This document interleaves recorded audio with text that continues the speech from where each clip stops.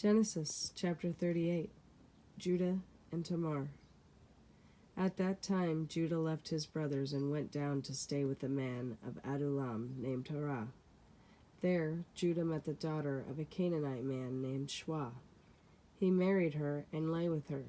She became pregnant and gave birth to a son who was named Er. She conceived again and gave birth to a son and named him Onan. She gave birth to still another son and named him Shelah.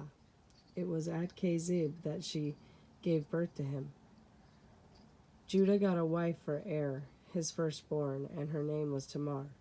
But Er, Judah's firstborn, was wicked in the Lord's sight, so the Lord put him to death. Then Judah said to Onan, "Lie with your brother's wife and fulfill your duty to her as a brother-in-law to produce offspring for your brother." But Onan knew that the offspring would not be his, so whenever he lay with his brother's wife, he spilt his semen on the ground to keep from producing offspring for his brother. What he did was wicked in the Lord's sight, so he put him to death also. Judah then said to his daughter-in-law Tamar, "Live as a widow in your father's house until my son Shelah grows up," for he thought he might die too, just like his brothers. So Tamar went to live in her father's house. After a long time, Judah's wife, the daughter of Shua, died.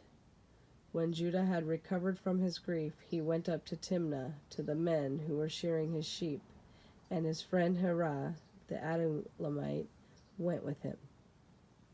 When Tamar was told, "Your father-in-law is on his way to Timnah to shear his sheep," she took off her widow's clothes, covered herself with a veil to disguise herself, and then sat down at the entrance to Enaim, which is on the road to Timnah.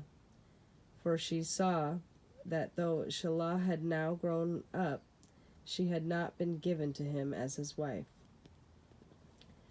When Judah saw her, he thought she was a prostitute, for she had covered her face, not realizing that she was his daughter-in-law, and he went over to her by the roadside and said, "Come now, let me sleep with you." "And what will you give me to sleep with you?" she asked. "I'll send you a young goat from my flock," he said. "Will you give me something as a pledge until you send it?" she asked. He said, "What pledge should I give you?" "Your seal and its cord and the staff in your hand," she answered. So he gave them to her and slept with her, and she became pregnant by him. After she left, she took off her veil and put on her widow's clothes again. Meanwhile, Judah sent the young goat by his friend, the Adullamite, in order to get his pledge back from the woman, but he did not find her. He asked the men who lived there, "Where's the shrine prostitute who was beside the road at Enaim?" "There hasn't been any shrine prostitute here," they said. So he went back to Judah and said, "I didn't find her." Besides, the men who lived there said, "There hasn't been any shrine prostitute here." Then Judah said, "Let her keep what she has, or we will become a laughingstock. After all, I did send her this goat, but you didn't find her." About 3 months later, Judah was told, "Your daughter-in-law Tamar is guilty of prostitution, and as a result, she is now pregnant." Judah said, "Bring her out and have her burned to death." As she was being brought out, she sent a message to her father-in-law. "I am pregnant by the man who owns these," she said, and she added, "If you recognize whose seal and cord and staff these are." Judah recognized them and said, "She is more righteous than I, since I wouldn't give her to my son Shelah," and he did not sleep with her again. When the time came for her to give birth, there were twin boys in her womb. As she was giving birth, one of them put out his hand.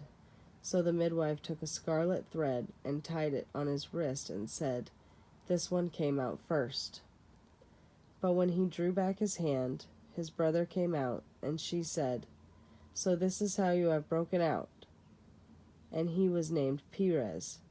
Then his brother, who had the scarlet thread on his wrist, came out, and he was given the name Zerah.